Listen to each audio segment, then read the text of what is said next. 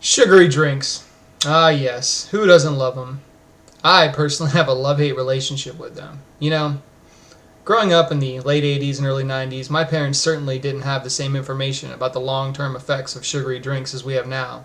In my childhood fridge, well, it was packed with Kool-Aid, fruit juices, and of course soda, cola, pop, whatever you want to call it. My favorite was Mountain Dew. Of course, we now know that regular consumption of sugary drinks can have a huge impact on overall health and well-being.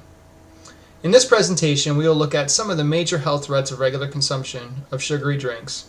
But first, let us begin our journey with just how much sugar is in some of these drinks. Now let me ask you, would you purposefully dissolve 10 teaspoons of sugar into a glass of water and drink it? Well, maybe if you're that alien Edgar bug from Men in Black you might, but you're not.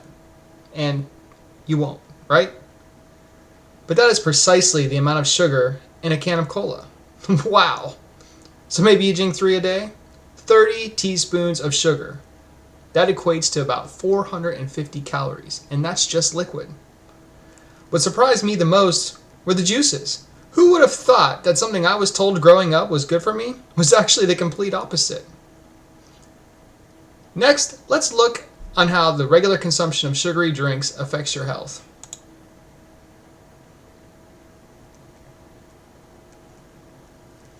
A vast number of negative impacts on your health can occur from the regular consumption of sugary drinks. Here are some everyone will recognize. Body weight and obesity, which can lead to diabetes and heart disease. Even your bones, the things that keep you from being a puddle on the ground, can be adversely affected too.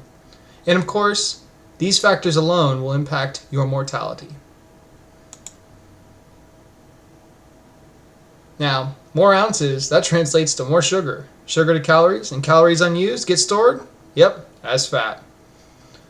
Also, fluids do not trigger the same "I'm full" response from your brain as solids would. You end up consuming more, and chances are, if you're already drinking lots of sugary things, the solids you eat probably aren't the best for you either. Weight gain and obesity will generally lead to type 2 diabetes eventually. And consuming more than a can of soda per day increases those chances by 26%. My father had childhood diabetes, so I was already at risk. Well, I certainly dodged that bullet, but I am still at risk for type 2 due to any poor diet choices that I make.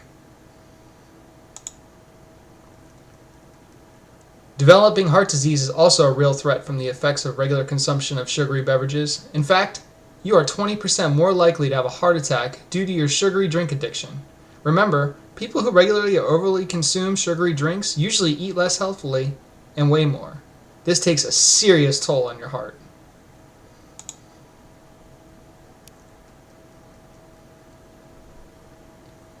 And soda alone may pose a unique challenge to otherwise healthy bones. Soda is chock full of phosphates, and bones do need them, but the phosphates depend on calcium to do its job effectively, and soda is devoid of any calcium whatsoever.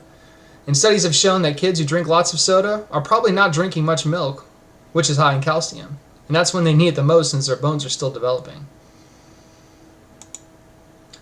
And this leads us to mortality. Ah, yes, the inevitable. Just like taxes, you can always count on death to rear its ugly head eventually, but it doesn't have to happen so soon. And the choices you make about what and how much of something you consume can prolong the inevitable. As you can see in this chart, consuming 2 or more sugary beverages a day increases your chances of an early death by 21%. Sure, other things will cause your ultimate demise, but why not pick off the low-hanging fruit and the things that you can actually control? I certainly did.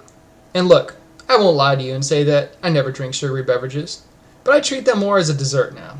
I have the occasional craving, or I'll be out at the movies, and I'll indulge, because, life is also about living in the moment. But you certainly won't find soda, juices, sport drinks, and the like in my fridge or pantry. If I want it, I force myself to buy it when I'm out, and it's generally more expensive that way, which is also a pretty big deterrent for me.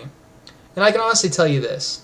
When I cut out regular consumption of sugary drinks from my diet, started drinking more water in my early 30s, a transformation occurred. I lost weight. Visible weight. and without any other changes in my diet or activity. Dropped my waist 2 sizes, and I just felt better overall. Now, sugar is also known to have that effect on your mind and well-being, very similar to narcotics, but that's a presentation for another time. Now, thank you for your time and thoughts. I hope you found this presentation informative and perhaps a little entertaining. Until next time.